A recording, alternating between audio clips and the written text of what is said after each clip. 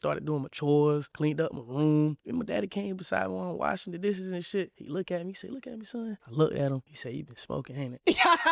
Coming up on this episode of Drea Vibes. I felt like the label was holding back like a lot for a long time. When I was with my grandma, it was Christian school. Like I didn't go to public school. It was a private Christian academy. That's what she had. Okay. Me, type shit. I put it on Instagram, and the little hoes was like, "Yeah, this shit." Say that again. I smoked and I had an epiphany walking home. I'm like, "Yeah, bro, I've been a fucked up kid. I'm gonna do better when I get in the crib." You know what I'm saying? We gonna stop all this bullshit right now. What's one of the biggest lessons that you have learned about yourself as a man? Shit, ups and downs, man, for sure. Tell me a up, tell me a down. Hello, world, and welcome to Drea Vibes. I'm your host, Miss Drea Jackson, and this is my love letter to music, okay? I created this safe space for creators to explore their sonic roots and reflect on their relationship with music. So, welcome to the vibe. Straight out of Havana, Florida, Hurricane Wisdom has been carving his own lane with melodies that turn real life into painted storytelling. All right, with early cosigns from Rod Wave, NLE Choppa, and Dej Loaf, and then collabs with Lil Baby, G Herbo, and so many more. I have a whole list I'm going to talk about later. His catalog of hits continues to grow with tracks like Lil Hurricane, Chronicles, and Drugs Calling. All right, so if you haven't already, you can catch him headlining his first headlining tour, Perfect Storm, No Umbrella. Okay, without further ado, welcome Hurricane Wisdom to Drea Vibes. Yep. Let's break this ice, okay? I want you to think as far back as you can recall and tell me the first song you remember hearing ever. It's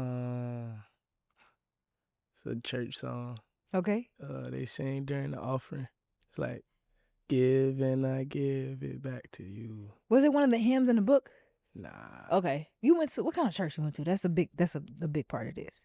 Baptist church, I would assume. Okay, Baptist, right? Okay. Yeah. I love how you like, what other church would it be? No, I know it's a lot of churches. I'm trying to remember like what I seen on the sign. All right, why is that memory so vivid to you though? It's probably like the most song like that you've heard. Yeah. All right, now, you mentioned the church being kind of like the foundation of your sound, right? Or like you hearing music.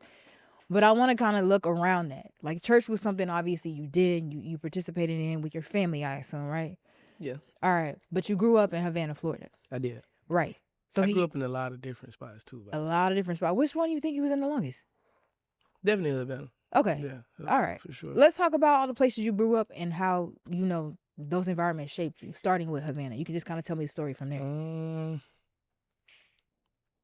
So I stayed with my grandma most of the time when I was in Havana, and my siblings. How many you got? I got, like, I want to say 12 altogether. Like, on my daddy's side and my mama's side. Okay, together. But just 5 including me. No, 7 including me on my mom's side. Are you the oldest? No, middle. Well, I was the middle child for a little minute. and then the little one started coming through. My grandma she didn't really want me doing too much, like getting into too much shit like my older siblings and them. They was real like troublemakers. So when I got in trouble, she'll realize like she'll take the outside privileges like, yeah, ain't no football, you can't go down the road or shit like that. So it's like, it gave me a little head.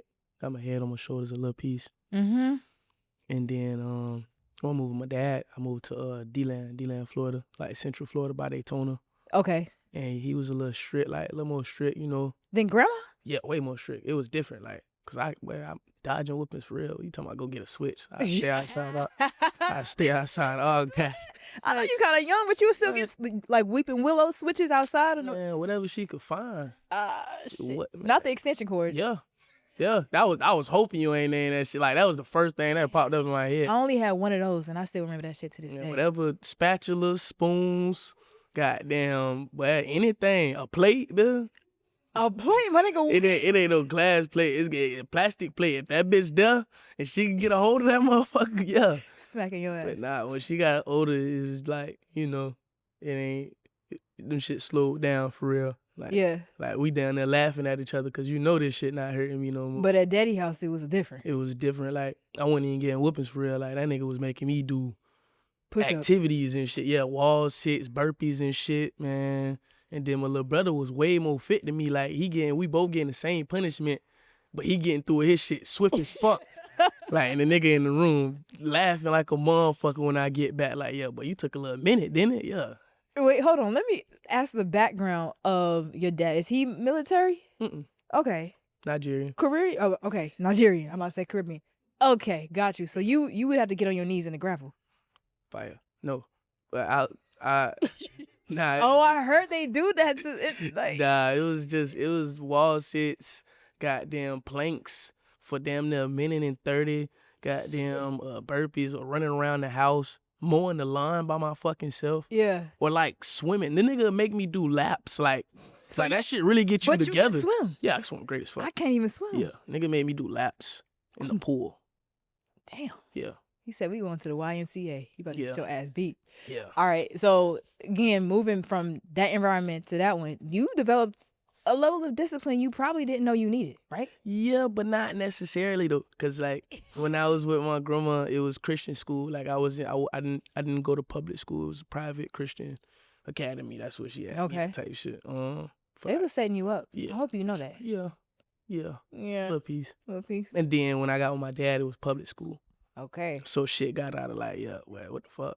Niggas teed over this bitch. They fighting every day. How old was you when you got into that? 6th grade.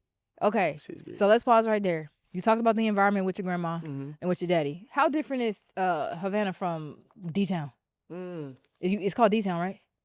Deland, but Deland. that was a good little. They might call it that one day. Okay. Havana real small. Like it's a town. 2,000 people now. Oh, okay. Never mind. So back then it was probably like 1,500 maybe. Yeah. Maybe. And there's one store, we got Burger King, you know. It's just close to Tally. D-Land, it's almost the same, but it's more. Like it's way more stuff over there by D-Land. Mm-hmm. And then it's by Daytona. Okay. So that population way more different. School different. Shit, it was more white people in D-Land than over yonder where I'm at. Yeah. If we being honest. So when did you figure out music was something that you wanted to pursue? In Havana or D-Land? It was in D-Land. And why? Like you said, well, I used to skip school with my dog, so it was on some shit like, you know, as soon as we skip school, we go on our little mission to find, like, get us a little blunt, cause you know we can't buy them bitches. You gotta walk to this gas station, pay this jug down there $1 out of the $1.50 that we had, but you know, goddamn, we just be freestyling. Me, my dog Ty, and Cam, and Taz, shit. Yeah, that was the little foe. So freestyling off on beats? Nah, we was just corners, like whatever, what? like, cause when I got my little phone, yeah, we had. My shit went on. I had to stay by the school To get the Wi-Fi. Yeah, for sure. But it's like, it ain't matter. We was just out that bit vibing, and nigga, if we did have a phone, like if somebody had a phone, like that shit was on or not dead, we just record that shit. Okay. And then my dog was like, yeah, bro, your ass sliding. Like, you might need to do some shit with it, like put that bitch on Instagram or some shit. It was Ty. And I'm like, nah. Shout out Ty. Shout out Ty for sure. I was telling his ass, I was shy as fuck around that time. Like, cause it was singing and shit. I was down there like, you know, trying to find my little sound and shit. Mm-hmm. And he was like, yeah, but that shit different. You got it. Cam was on the same shit. And that boy, free Cam right now, that boy doing a bit. But goddamn, I did. I put it on Instagram, and the little hoes was like, yeah, this shit. The little, say that again? The little yeahs was yeah, hard eyes. I'm still trying to get hip to YN language. But not. They was hard eyes in my shit. Okay. And was that the motivation you needed? Yeah, pretty much. I mean, yeah. Question about when you said you was shy and you was like kind of singing a little bit and you was trying to find your sound. Mm-hmm. Why do you think that like that was the sound that you gravitated towards? Like the melodic, I really can't even like put your sound in a bucket, and I don't want to. I'm sure you don't want to either. I can't even really describe it, but it's definitely like you sound like an instrument, damn near your damn self. You know, the way that you kind of like flow in and out of that. And when you first just decided to start freestyling, is that what came out of you, or you decided you wanted your sound to sound like that? It was the most comfortable, I should say. Like, Okay. doing everything that I was from the past years until, you feel me, then high school. Mm-hmm. I didn't, and then even the music that I listened to wasn't more rap. It was more melodic than anything. You get what I'm saying? So I feel like as an artist or as a person, whatever you listen to the most, that's like what you're gonna be sounding like for that little you reciprocate it type shit. That makes sense. All right, so then obviously you started taking this a little bit more seriously, and you ended up recording in a studio one day, right? Mm-hmm. Tell me about the first time you heard yourself on the headphones in a booth, or even if it wasn't like a professional studio, just... I was recording off a BandLab in my closet. Facts. I had my phone, and then I had the Apple headphones, and then I had like, you see this little mesh piece that's around your mic? Yeah. I wrapped that around the Apple microphone. You talking about like the one on the same little mesh? But the little on the one the side, cord the cord iPod or y'all know what I'm trying to say. All right. Okay, right. Innovated. You in the closet like this, basically, on your phone. Yeah, that was like a spot where it was like, I don't know, cause like when you go in the studio, you see like they got the little fabric on the walls and shit to like absorb the sound. I feel like that was like a studio, my clothes absorbing the sound, and then I got this, to get rid of the static and shit. It sounded decent. How many hours you think you spent in that closet? It wasn't too much, cause I kept getting my shit took away from me, cause that's around the time I was getting kicked out. I got kicked out of Texas. Damn. That was when I moved to Texas. Actually, we didn't even talk about Texas. Okay, we didn't. We stopped at your daddy's house in Deland. Okay, so we can go back a little bit, because then your life changed drastically. Yeah, just a little piece. Okay, so you moved to Texas. What part? I moved to Del Rio, Texas. Del Rio, Texas. I don't know where the fuck Del Rio, Texas. It's at the bottom, like almost 20 minutes away from the border to Mexico. Why did you move to Del Rio, Texas? So my stepmom ended up getting a job for Border Patrol. And she got moved to Texas. Yeah. And pretty much my dad had retired, and he's like, fuck it, we going to Texas type shit. So boom, we went. And I'm still the same little nigga from Havana, so my mama passed me my first joint, so I'm not about to, like, I'm gonna find some weed out. You get what I'm saying? Even if I don't know how to roll this shit, I'm gonna find me some. So I want here to do what I can do. You feel me? Goddamn, I ended up getting a job. I got caught like 2 times. That's the crazy part. Like, my dad didn't even give a fuck about me smoking. It was just the principles of shit. Like, you get what I'm saying? And then I got my little brothers and shit. Even though them, man, I know. But fucking, I got caught the first time. And it wasn't even nothing major. Like, I wasn't doing nothing stupid. I got caught because I was washing dishes. Like, doing dumb shit. How was you washing dishes and... Like, bro, I ain't gonna lie. I smoked and I had an epiphany walking home. I'm like, yeah, bro, I've been a fucked up kid. I'm gonna do better when I get in the crib. You know what I'm saying? We gonna stop all this bullshit right now. Feel me? Went in that bitch, started doing my chores, cleaned up my room. And my daddy came beside me while I'm washing the dishes and shit. He looked at me, he said, look at me, son. I looked at him. He said, you been smoking, ain't it?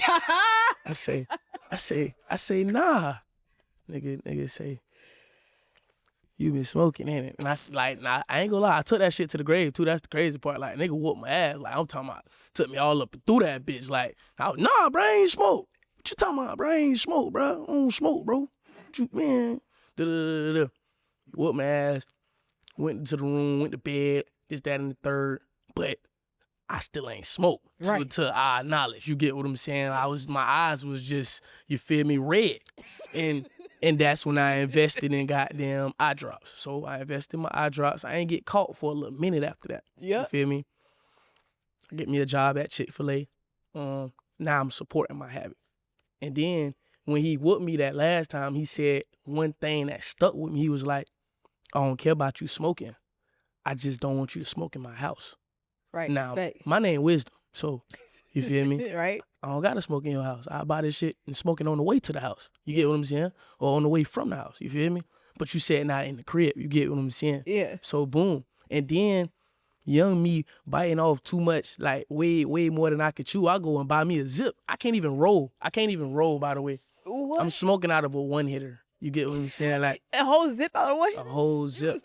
Man, yeah, that bitch was gonna last me. That bitch was gonna last. Like I had that shit put up too. Like, and then I was trying to do my little jug, wasn't going. It was actually pretty good though, cause I couldn't smoke how I wanted to smoke. Yeah. So it was like, yeah, low key, hey, you feel me? But I come back home from work, stepmama there. My daddy on the porch too. This the crazy part. I just got done smoking, walking home from work. Cause he told me after I had got my job, he told me that I had got caught. He was like, yeah, boom.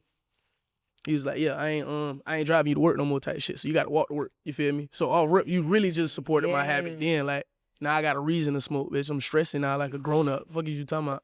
That's not how it works though. Nah, pretty much.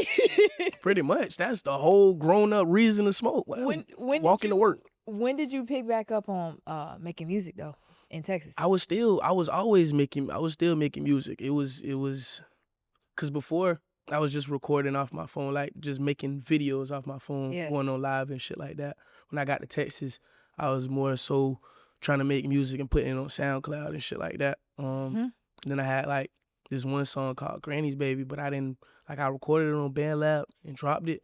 And then I went to the studio and recorded it like after I got kicked out. And then I dropped it, and then that bitch went up like way more than I thought it was. You dropped it on BandLab or on SoundCloud? Dropped it on SoundCloud. Okay, you know that you can upload over the file on SoundCloud. So did you upload over the file? Nah, or you just dropped the two songs? Two of them bitches on there. Facts. But yeah, and then the second one that was doing like that I made in the studio with my cousin and shit. That bitch did it. That was the first time I went to the studio. Okay. Wasn't nothing crazy though, but it's like a studio for real. Yeah. Okay. We gonna tap back into your music later, but I want to get into the sound palette section. And I know time is running a little thin, so I'm just gonna ask you one of these games. And actually, I'm gonna tell you the names of them. You got to choose one. Okay. You got 3 to choose from: Mood Ring, Nobody Knows, or Church. Go Church. Okay. 300. Church for 300. All right. I want you to think. I want you to get creative. I want you to get in your conductor bag, right? Choir director bag. And it cannot be one of your songs. It has to be the song of an artist that you admire. Which song from which artist would you like to reimagine as a Baptist church gospel choir song, and why? Tombstone by Rod Wave. Okay, that nigga already low-key gospel though, yeah. too. Yeah. Yeah. It's like ghetto gospel. Yeah. Yes. Can we coin that? Ghetto gospel. What does that song mean to you? I don't know. Like, it's something about Rod that really resonate with me as an artist growing. Like, I always could find, some type of relatability. Is that a word? Related? Yeah. Like, I could, be making shit up on this show. Yeah, I feel it. That's real now. That's real. But yeah, like, I could relate to Rod a lot. And then as I'm growing as an artist, it's like, I understand a lot of the shit that I was listening to before I even understood it way more now, because like niggas low key going through that shit now. You get what I'm saying? As an artist, you get what I'm saying? I hear it in your music. Just a little piece, just a little bit. I try not to listen to a lot of different, like I try not to listen to Rod as much, like folks that I could sound like, cause I used to sound like Rod a lot. I don't know if you heard the old song. Oh my goodness. No. They used to be like, Shot merch. Did they not used to be in the comments like, yeah, that's Rod Puddle, or that's like nobody. They used to just say little Rod shit, Sprinkle. Little shit, or Hurricane the Wave or some shit. I got hip to you about a year and like 3 months ago probably. I was on a trip with my fiance and he was playing a lot of your music and he was like, watch him, he gonna blow. So again, that's another reason why I was like really looking forward to this conversation. But what were we talking about? We was talking about Rod Wave, right? Okay, yeah. Yeah. So with Tombstone, I don't know. And then with the he always throwing a lot of choirs inside his songs too. He do. Like he the only person I know that can really do some shit like that and make it sound good, not too secular, but not too like not a lot of folks try to throw the Lord in your face on some shit like I don't know, like I don't like it, but that's a touchy subject that niggas don't like to talk about, but they like to do that though. And I feel like you don't gotta be no type of way to, you feel me? Like nigga can, cause every sin is a sin. It's like, regardless on how niggas put it, they try to, make this one bigger than that one. Nah. You murder a nigga and the lie is the same shit to that boy. You get what I'm saying? Mm-hmm. But like, that's it though. Facts. Niggas ain't perfect. I don't need nothing more from that section. That was great. Yeah. All right. Trying to decide how I want to start off story time, because I got a bone to pick with you and I want to pick it first, but I'm like, should I wait until I ask you different? No, you know what? Let's just start it out. All right. I'm going to read these names. Okay. G Herbo, Baby Chief, Do It. Hot Boy, I don't know how to say his name. TNT XD? How you say that? That's just TNT. TNC. All right. Squeeze, Soldier Kid, Reggie, Rack Baby, Lil Loaded, Lil, what was this? Polo G, Lil Baby, Skilla Baby, Low Shimmy, Faulty. I heard about saying his name right? Foxy. Okay. Frito Bang, D-Thang, Sleepy Hollow, Kid G, No Cap. You got 18 different niggas and no females on that project. You know what's crazy? I just made a song with a female artist on it. I like it too. It was supposed to go on there, but like, and that was, you just named 2 different tapes though. That's fucked up. But it's like, a 2-disc project. It's 2, yeah, right. Nah, but it's a deluxe in the album. You get me? Now, with female artists, it's kind of like, I don't want no ratchet ass female artist as a feature. You get what I'm saying? Mm-hmm. And that's not even like throwing nobody under the bus. Just saying like the type of music niggas make, I don't know. I don't like colliding shit that don't make sense. You get what I'm saying? That doesn't align with what you talking about. Like, but I did just make something, and it's decent. It's decent. Okay. It's decent. We can't figure out who it is yet? We gotta wait? Yeah, I gotta wait. Because I don't even know if I want to, put it out there. Yeah. Copy that. Okay. Well, shit. I just wanted, I wanted to understand why. Was it intentional? Was this only the boys' just club? The fact that, motherfuckers don't be on the same page. And then a lot of them features a lot of those aren't necessarily me. Like, you're not getting, that's not always me putting them features together. Yeah. A lot of them is label work, you feel me? Yeah. But I just ain't, it's not too many females that still singing or like not over singing. You get what I'm saying? And when I was walking to the train, listening through a couple of these, trying to figure out like who I would even recommend you get on to, because like I figured you was gonna ask me, well, who should I get on with? You know what? I couldn't think of nobody. I couldn't. And there was one that did pop up, but she may fall in the non-alignment section of what you was just talking. YK. For some reason, I think you could bring a different bag out of YK. But that's what I'm saying. It's like, then I would have to go do some rap shit. Like, you don't have to. Yeah. You may. Yeah. I think your influence. Yeah, I would. I think your influence on people is bigger than what you think it is. Like, if I was an artist and I got in the studio with you, I'm molding to your energy. You can demand that in the studio if you want to. But certain artists can't. You get what I'm saying? Like, certain artists can't. Like, you get me? They still got to find their sound. Yeah, facts. And then, like, if I'm making some shit with a female, I want it to be subtle. You get what I'm saying? Nothing too crazy. I don't know how to put it. Yeah. All right. Let me ask you some more questions. In this story time, though, I wanted to hit you with that one because I had that bone to pick. But I did take some notes on some lyrics that you wrote, and I want to talk about that because as you've been ascending, I should say, over the last 6-12 months, maybe even longer than that in the culture, you have gained new struggles, encountered new problems, new demons maybe, and it's definitely been something you're telling the stories of in your music. On the song YN, you wrote, I remember times when I was broke, now my pockets filled with dough. They let me in, I kicked down the dough. Or I kicked the dough. They let me in, I kicked the dough. Okay. Yeah, they let me in, I kicked the dough.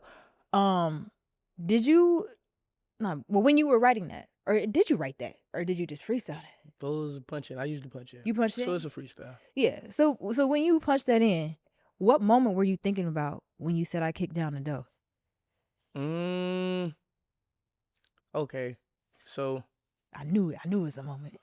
I felt like the label was holding back like a lot for a long time. Like, cause with the label that I'm under, not the one right now, but I was under a label and they had like a lot of great artists. Like you know every single one of the artists that's under their roster. You get what I'm saying? But they wasn't a major label. So I felt like they had a problem with putting an eye on all their artists. You get what I'm saying?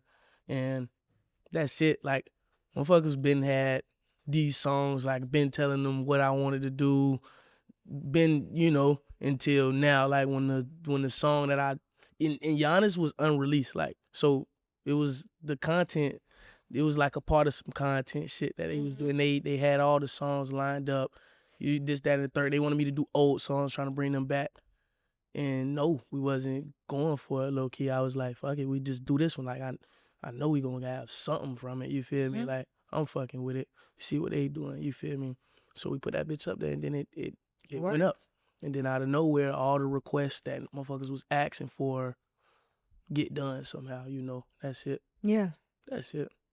So you knew what your vision was. You stuck to that, and you kicked it in, or you kicked down the door by making sure that you stood on business, at least for what your POV was. For sure. And I know that moment may have felt like a challenge at the time because you probably didn't want to, you know, push back, but you did. Or did you? You didn't give a fuck. Not really. You didn't give a fuck. All right, well, shit, you didn't give a fuck, and I'm happy that you didn't. Okay. But I wanted to touch on that just because I know that while you're going through these motions and building this big ass snowball of your legacy, like, you are going to encounter times where you got to kick in the door. You really can't get nowhere without kicking it in, right? Fact. Especially if you're trying to stay one of these ones on top. Okay? So let's talk about how life has changed for you, though, from a year ago from now. And what was a year ago? 2024 to now. Like, in this last 12 months, what's one of the biggest lessons that you have learned about yourself as a man? That rent due once a month, well, no matter how the fuck this shit get put on the plate, is rent due once a month for sure. That's it. Are you budgeting? Are you taking care of yourself financially, setting yourself up for success, setting your family up? Trying my best. Future, trying your best? Yeah. Okay, so I love that you said that because I had another note about a line that you wrote. I forgot what song, but you was like, man, fuck Foot Locker, I'm at the Marnie store. And that made me think, because I actually work at Foot Locker right now. That made me think, and I was like, well, damn, what's wrong with Foot Locker? Nothing wrong with Foot Locker, actually. It's just how I'm flat-footed. So you see, I wear loafers, like, regardless on anything. Yeah. Because, you know, that's it. And anything, the only thing I'm going to probably get out of Foot Locker is Forces. And then I don't even wear them no more. It's like Supreme Forces now. What? Wait, hold on. Actually, why into, I guess, auntie or big sis? Are Forces out? Nah, I'm not saying that. It's just for me. They don't, like, the Forces now that y'all, you paying $120 for regular Forces. You might as well just go pay that extra little $30, the Supreme Force. And then I'm saying, like, the regular Forces, the laces be yellow and shit now. Yeah. Like, they don't last as long. The creases ain't even the same. Like, they're not crispy at all. I don't know. But I don't wear Forces like that. Yeah. I'm a morning guy. Okay, so let's get back into your music real quick before we get to the next section. You mentioned that you're still finding your sound. Mm-hmm. Now, to the rest of the world, your sound is so unique that, like, we feel it sounds like you already were born with that sound. But clearly, you've been developing your talent, and I kind of want to understand, like, what is that process of you unlocking more and more of your sound every time you get in the booth, every time you in the studio? How do you do it? We just go to the studio, man. That's it. Like, sometimes it be days like shit don't be like, I don't be feeling it for real. But how do you know when you're not feeling it? Go in the studio. You try to make something. And it don't come out.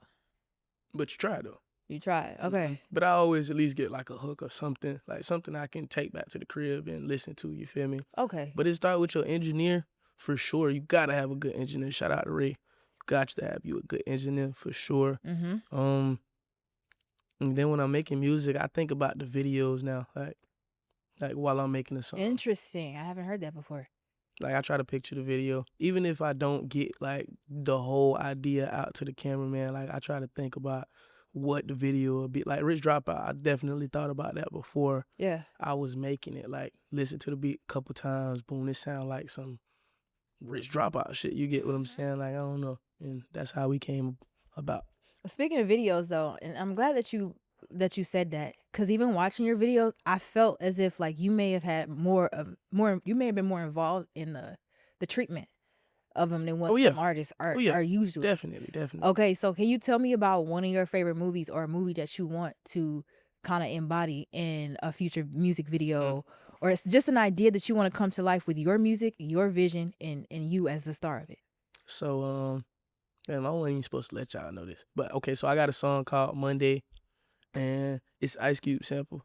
You feel me? And I try to, like, because if I try to expound on that was a good word I just used. I try to expound on the on the samples that we use, because they not like cheap samples at all, or they not unknown samples like these. We know that shit take a little minute to get them cleared. So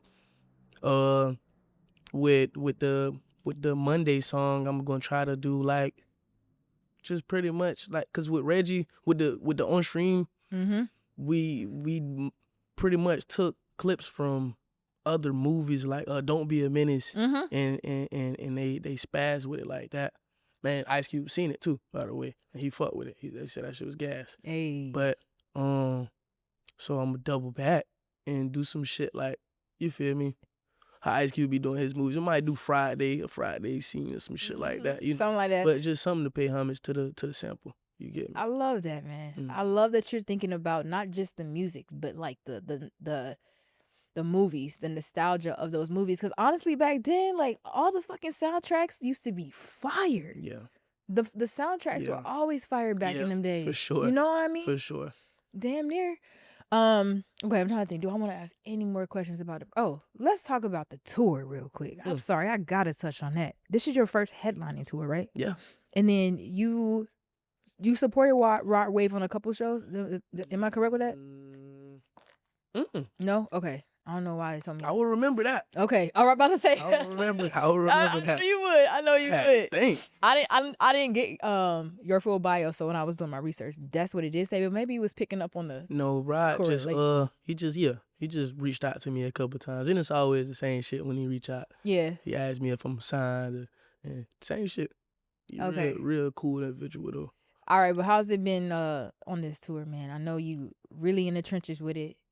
Shit, ups and downs, man, for sure. Tell me a up, tell me a down. Shit, sold out dates, man. We sold out every date so far. Shit. Okay, facts, but I feel like that was bound to happen. Nah, that's the scariest part. Like, I've never been afraid to perform in front of a lot of people. I be telling my dog this shit. Like, it be nigga putting in 100% effort, you get what I'm saying, and zero outcome. Like nobody show up type shit. I'll be scared. You thought that? Okay, hold on. Let's pause. I feel like as an artist, you have to, I don't know. Let's pause for realistic. Are you aware of your talent and what you mean to all the other YNs and even the little, I guess we can call it the baby YNs that's coming up under you? Are you aware of that? It's like it's on some juice shit. You know that, right? I see. Okay. Why was you scared? Because I done been on a lot of tours. Like, it's not the first tour I done been on. I done been on way bigger tours. I done Sexy tour, No Cap. But this is your tour. You gotta understand that all three of those artists are bigger than me, and they still like I done seen a lot. Like, you feel me? Like, you never gonna be the best. You know what I'm saying? It's never gonna always be perfect when you pop out. You know? Yeah. So you gotta prepare for that shit. You get? Yeah. That's it. That's really it. That's how I be feeling. Okay. Well, you gave me the high. What was the low? My dog got sick. My puppy got sick. Yes, we was talking about that. Yeah, he got real sick. And we still don't know. He good now, though. He shaved up and shit, looking patchy. How old is he? That's crazy. About 21 weeks, according to the vet. Baby. Nah, he's not a baby, though, bro. Like, I feel like we gotta get this nigga age in order, bro. Cause I don't know, bro. 21 weeks or 21 months? Nah, it's not 21 months. That nigga not over a year. He's definitely not over a year. Okay. But like, I don't know. I got that nigga around April. Okay. But they said 21 weeks. The vet did the math and said around 21 weeks. So I'm gonna just. Okay. But he's small though, real small. What's his name, real quick? Taz. Oh, aw. Okay. All right, Taz. Get well soon, Bookie. Yeah. All right, man. Let's switch over real quick. I got one section before we end the show. And this one's called POV. All right. Now, I'm sure you've been hearing or just picking up on the conversation about how honestly, I'm just put it like this: Black music is diminishing in the popular charts, et cetera, et cetera, et cetera. What do you think your responsibility is as an artist that you are today to make sure that you still keep Black music on top? I'm gonna forever be Black, so I don't. As long as I make music, I feel like that's my contribution. Now I don't know. Like I don't even know how that sits. Are you aware of what I'm talking about? Not really. Okay, y'all aware about what I'm talking about? I think like there was an article that came out recently that is only one like hip hop song on the Billboard top. Yeah, like that. And you've seen labels cutting teams, you've seen playlists get moved down, the modules on home pages. Check me out though. Check you out. Music done changed like entirely. Like it's not the same regardless. Even when you go to the pop, like Taylor Swift is buying, we seen they was buying sales. You get what I'm saying? Like, yeah. So it's not like you can't just look at it from that standpoint, I should say. I think I'm picking up what you putting down. Like, I'm not saying that because, like, when you be honest with yourself, well, hip hop is hip hop. Like, it's always been that. Like, you think it's gonna change? Yeah, but for the better, like not. And how? How would it change for the better? Just get more global. Like I don't see how it couldn't.